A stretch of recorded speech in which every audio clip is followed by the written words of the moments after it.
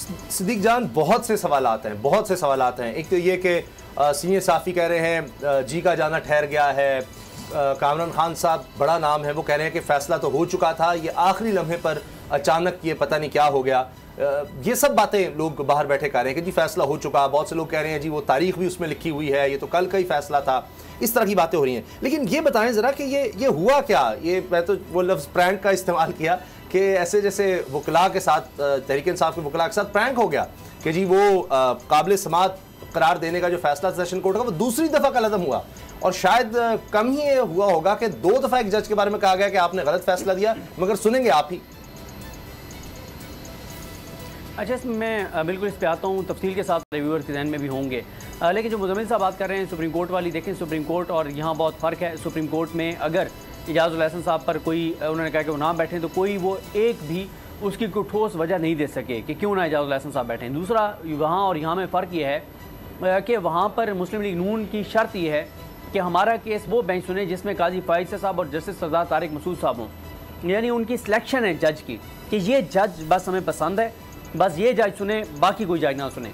यहाँ पे ये नहीं कहा गया कि भाई अगर ये ना सुने तो फिर फलां जज सुने। यहाँ पे ये है कि इनके अलावा 18 एडिशनल सेशन जजेस हैं, उनमें से कोई भी सुन ले। एक तो ये बात हो गई। दूसरा, देखें जहाँ तक बात है मुज़म्मिल साहब का ये कहना कि कोई बाइस साबित नहीं हो सका जो फेसबुक पोस्टों के ऊपर, एक बात उसमें बड़ी कैटेगोरिकल है और वो है जज साहब मान रहे अकाउंट मेरा है लेकिन पोस्टें मेरी नहीं हैं। लेकिन पोस्टों के हवाले से साकिब बशीर साहब हों और बहुत से साफ़ी हों, वीडियो रिकॉर्डिंग मौजूद है कि पोस्टें उनके अकाउंट पर मौजूद थी। साकिब बशीर साहब ये कह रहे हैं कि उन्होंने खुद वो पोस्टें देखी थी जी। तीसरी बात यह है कि FIA ने जस्ट स्क्रीनशॉट देखे, स्क्रीनशॉट देख के उनकी फेसबुक अकाउंट खोला, उस पर गए और कहा कि मौजूद नहीं है। हालांकि ये अगर फेसबुक को लिखते हैं तो फेसबुक इनको 24 घंटे में बता देगा कि ये पोस्टें इनके फेसबुक अकाउंट से हुई थी या नहीं हुई थी। ठीक। अगला जो पॉइंट है वो ये है कि जो उनका ये पॉइंट है कि जज साहब बहुत जल्दी में हैं या बाइस्ड हैं, उसको तो तकबीयत खुद इस्लामाबाद हाई कोर्ट के 2 फैसलों से मिल गई। जब इस्लामाबाद हाई कोर्ट ने 2 फैसले कलअदम किए हैं, मेन पॉइंट केस के काबिल समात होने या ना होने पर 2 बार फैसला किया जज हुमायूं दिलावर साहब ने। एक बार कहा कि काबिल समात है, हाई कोर्ट में गया, हाई कोर्ट ने उसे कलअदम कहा करते हुए फिर भेजा कि नहीं आप दोबारा सुने। दूसरी बार उन्होंने फैसला दिया, फिर अब उन्होंने कलअदम करके उनको भेजा है। तो सर, ये पाकिस्तान की अदालती तारीख में किसी हाई प्रोफाइल केस में ये पहला पाकिस्तान की अदालती तारीख का केस है जहां पे इतने बड़े हाई प्रोफाइल केस में 2 मरतबा एक ट्रायल कोर्ट के जज का फैसला कलअदम करके फिर उसी को जो है वो तीसरी बार भेजा जा रहा है। और अब ये हैट्रिक होगी क्योंकि जैसे वो इसको काबिल समात करार देंगे तो तीसरी बार ये चैलेंज हो जाएगा। ये तो गया ये मामला। अब आज क्या हुआ है? आज 4 चीज़ों पर फैसला आया हाई कोर्ट का। पहले आया कि काबिल समात है या नहीं है, उस पर उन्होंने जज साहब को ऑर्डर कलअदम करके और मामला भेज दिया दोबारा उसी जज को क्या फैसला करें। दूसरा, ट्रांसफ़र एप्लीकेशन है, वो उन्होंने चेयरमैन तहरीक इंसाफ की सदा मुस्तरद कर दी और कहा कि यही जज सुनेगा। तीसरा, उन्होंने कहा कि जो स्टे आप चाहते हैं उसके ऊपर हम नेक्स्ट वीक के लिए नोटिस कर रहे हैं इलेक्शन कमीशन को। चौथा, उन्होंने कहा कि जो हक़ दिफा ख़त्म किया गया है उस पर भी अगले हफ्ते के लिए हम नोटिस कर रहे हैं। अच्छा, लेकिन यहाँ पर एक कानूनी नुक्ता ये है कि कानून में ये तो लिखा हुआ है कि अगर किसी जज, ट्रायल कोर्ट के जज के ख़िलाफ़ या उसकी अदालत के हवाले से ट्रांसफ़र एप्लीकेशन पेंडिंग होगी हाई कोर्ट में, तो वो जज वो फाइनल फैसला महफूज तो कर सकता है, सुना नहीं सकता। ये कानून में लिखा हुआ है। लेकिन कानून में ये कहीं नहीं लिखा हुआ कि हक़ दिफा किसी का ख़त्म हो गया और उस पर नोटिस हैं तो आप फैसला नहीं सुना सकते, स्टे के ऊपर एप्लीकेशन पेंडिंग है तो आप फैसला सुना नहीं सकते। अब यहाँ पे ज़रा एक थोड़ा सा इसको देख भी लेना। अगर आमिर फारूक साहब ने जजमेंट में जैसे लिखा है पैराग्राफ नंबर 17 में कि कल जाके आप फाइनल आर्गूमेंट भी करें और काबिल समात होने पे भी आप दलाइल दें, अगर आमिर फारूक साहब इसमें थे कि कल ही वो फैसला सुना दें, तो फिर आमिर फारूक साहब ने ये तकल्लुफ़ क्यों किया कि उन्होंने स्टे वाले मामले पे भी और हक़ दिफा वाले मामले पे भी अगले हफ्ते के लिए नोटिस कर दिया। इस पर वो लिख देते कि हक़ दिफा उनका जो ख़त्म किया गया वो दुरुस्त फैसला है और जो उनका जो चौथी एक एप्लीकेशन जो स्टे वाली है उसकी भी ज़रूरत नहीं है, तो वो भी मुस्तरद करते हैं, ट्रायल जारी रहे। ये अब एक ऐसा पॉइंट है, वैसे आम तौर पे तो यही होता है जब इस तरह की दरखास्तें पेंडिंग हो तो कानून में कदर नहीं है, लेकिन फिर ट्रायल कोर्ट के जज इस एहतराम में और वैसे ही समझ भी आती है ना, अक्ल भी यही कहती है कि अगर हक़ दिफा ख़त्म होने के मामले पर नोटिस हो गए, यानी अदालत उसको सुनना चाहती है और स्टे के मामले पर सुनना चाहती है, तो अक्ल तो यही कहती है कि फिर फैसला नहीं सुनाया जा सकता। लेकिन मसला यह है कि अक्ल को समझ आने वाली चीज़ें थोड़ी हो रही हैं। तो क्योंकि आपने खुद बताया, क्योंकि आज एक चीज़ और हुई है, आज ये हुआ कि जैसे ही ये फैसला सुनाया कि कलअदम कर दिया है, तो हुकूमती टीम ने फ़ौरन कहा, उन्होंने कहा कि घबराना नहीं है आपने। वो बड़े कॉन्फिडेंट थे, उन्होंने कहा आप रिटर्न ऑर्डर का इंतज़ार करें। हमने कहा यार क्या बात कर रहे हैं, रिटर्न ऑर्डर का इंतज़ार करें, सीधा सीधा फैसला है कि कलदम कर दिया उन्होंने। जो फैसला था उन्होंने दोबारा भेजा कि आप काबिल इस्मात होने पे, लेकिन हुकूमती मौक़िफ़ दुरुस्त साबित हुआ, नून लीग का मौक़िफ़ दुरुस्त साबित हुआ।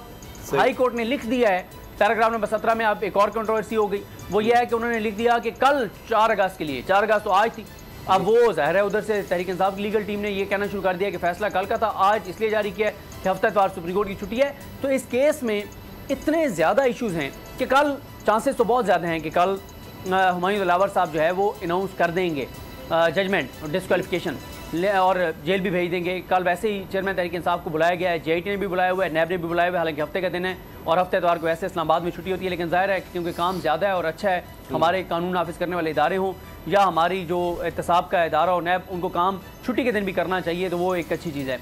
लेकिन एक चीज़ और मुझे बताएं कि याया अफरीदी साहब के ये वर्बल ऑब्जर्वेशन, जिसमें वो ये कहते हैं कि जहाँ पे मामला होगा ज्यूरिडिक्शन का, दायरा इख्तियार का, वो पहले डिसाइड होगा जी। तो वो भी अब अगर साथ ही फाइनल आर्गूमेंट्स के साथ डिसाइड होने हैं तो मेरी बात खत्म हो गई है। ये बहरहाल कल चांसेस हैं कि कल हुमायूं दिलावर साहब, लेकिन एक चीज़ को बता दूँ फिर आप मुजम्मिल भाई की तरफ जाइएगा। कल जो है वो एक आज एक प्रेस रिलीज जारी किया है राय असद नवीद भट्टी साहब ने, जो एडवोकेट हैं हाई कोर्ट के और सेक्रेटरी हैं इस्लामाबाद बार एसोसिएशन के।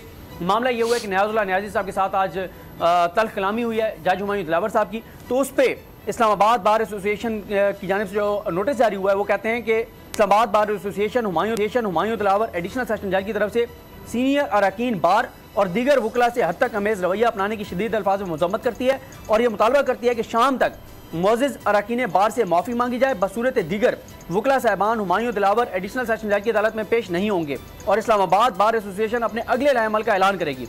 इस्लामाबाद बार अदलिया की आज़ादी पर यकीन रखती है, मगर किसी जुडिशल ऑफिसर की तरफ से वकला साहबान से हद तक अमेज़ रवैया किसी सूरत कबूल नहीं करेंगे। अब ये भी अभी हमारे रिपोर्टर एहतशाम अब्बासी साहब, जिनको आप सारा दिन बोल पे देखते हैं, वो ट्रायल को कवर कर रहे हैं, सारा दिन ट्रायल की खबरें बोल पे सबसे पहले दे भी रहे होते हैं। तो एहतशाम अब्बासी साहब से अभी मेरी बात हुई थी, उनका ये कहना है कि शायद अभी कुछ देर में जो है वो इस्लामाबाद बार की जानिब से हड़ताल का ऐलान कर दिया जाए, क्योंकि जज साहब ने माफ़ी नहीं मांगी। तो जो राय असद साहब की ये जो नोटिस है राय असद नवीद भट्टी साहब की जानिब से, तो अगर हड़ताल का ऐलान हो जाता है तो एक नई सिचुएशन की डेट हो जाएगी और फिर अगर हफ्ते वाले दिन, क्योंकि कल 5 तारीख तक ही हुमायूं दिलावर साहब हैं, उसके बाद उन छुट्टियों पे हैं और सोमवार को वैसे तहरीक इंसाफ जो है कल ही चैलेंज कर देगी सुप्रीम कोर्ट में और सोमवार से वर्किंग डे है, तो शायद सोमवार मंगल को केस वहाँ मुकर्रर हो जाए समात की। अच्छा, यानी ये एक आपने बड़ी दिलचस्प बात बताई है कि अगर हड़ताल होती है तो फिर तो जवाब आ जाएगा तहरीक इंसाफ के वकला के पास कि जी हड़ताल थी, तो ये भी एक मसला आ सकता है दरपेश। अगर आपको ये वीडियो पसंद आई तो सब्सक्राइब करें और बेल पर क्लिक करें। डिजिटल लोन स्कैम, आवाम को कर्जों के जाल में फंसाकर लूटने वाले भेड़िए बेनकाब। बोल की काविशें बाराबर साबित हो गईं, ऑनलाइन कर्ज माफिया के गिर्द घेरा तंग हो गया है। बोल ने दिया अपने आवाम का साथ, उठाई इस स्कैम के खिलाफ आवाज। बोल की डिजिटल लोन स्कैम के खिलाफ आगाही मुहिम की सबसे बड़ी ट्रांसमिशन 59% आवाम ने देखी अपनी स्क्रीन पर, क्योंकि बोल है पाकिस्तान का नंबर 1 न्यूज चैनल।